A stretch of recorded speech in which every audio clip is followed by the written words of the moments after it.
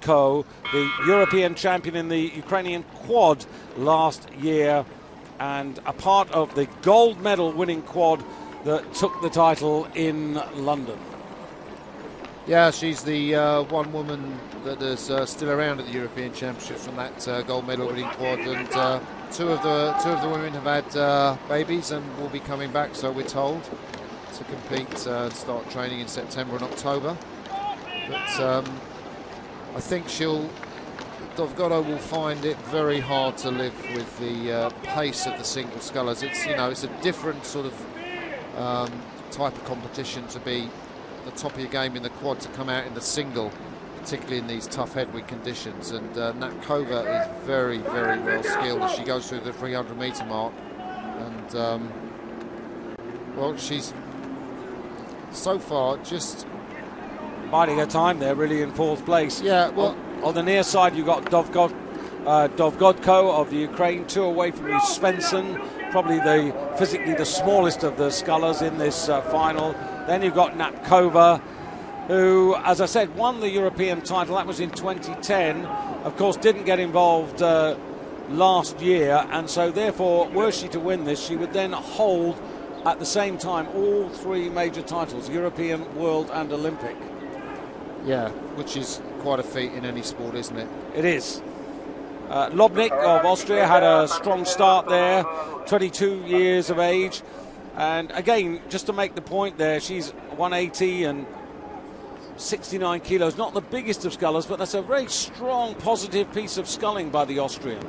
Yeah, she led her semi-final, actually, and she's come out of that double. It's her Lobnik and Fartoffer, the Austrian double scull.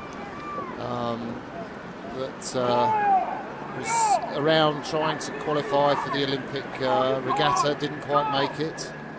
But it does show you how women develop at different times through their career, and she's come out of the double and she's made a big impact here. Certainly, I think won a semi-final in exceptional style from Julia Lear, the German, and Inge Janssen, the Dutch sculler. Quicker time to 500 than Napkova, and she's brave as well. I mean, why not take your chance when you've got the Olympic champion in the lane next to you? You kind of, those chances don't come along too often, and leading the Olympic champion is something you can hold on to. Also leading the Olympic champion, Natalia Dovgodko, and you can see, she is powerful and also an achiever, but also, the youngest of those talented Ukrainians, only at 22 years of age, 21 when she won her Olympic gold medal as part of that quad. So she's very much the future here on the near side. And then you can see stretching away Napkova, who's now on terms with the Austrian sculler. Those two were the winners of their respective semi-final. And Napkova now in this second quarter beginning to impose herself on her closest 2 rivals. Napkova, 32 years of age. She's actually the oldest member of the field. Yeah, and I think oldest and most experienced in any kinds of conditions, in these single scull conditions. And no real sight of Julia Lear. 2 junior world gold medals to her credit, 323 golds, but she's finding this tough company. She's vying with Inge Janssen on the far side. You can just see them top left there in those 2 boats, but they're well off as Napkova now takes the lead in this second quarter and starts to really move.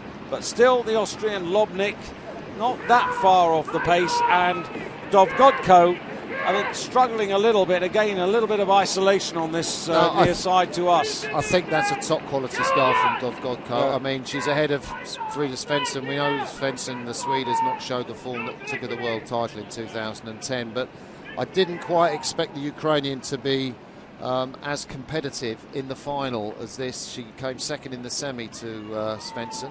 But you've got to be impressed with Lobnik. I mean, again, she was under 23 gold medalist last season out of the double scull, and this is proving that sort of form was not a fluke. No, and that was a great race. I think that she beat the Greeks in that event. Dovgodko now just getting left and may well get involved in a fight with Germany and Netherlands for the bronze medal. Yeah, but she's been brave, hasn't she? I mean, I think the Austrian's been brave, because at the moment Napkova has kind of gone, right, so here's my move, I'm just going to scull away from you, right, we'll wave bye-bye now, and it just hasn't happened, you know, that Lobnig has got the...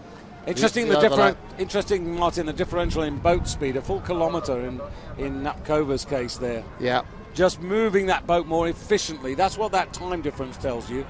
She spends a lot of time in the water, doesn't she? I mean, she just, again, there's no drama at the front end. She just connects, and she spends a lot of time pushing that boat, a lot of time, you know, suspended and just squeezing it away. The Austrian Lobnig from the Volker Marketer Club in Austria is, well, she's not quite as long in the water, but she's using a kind of more dynamic style.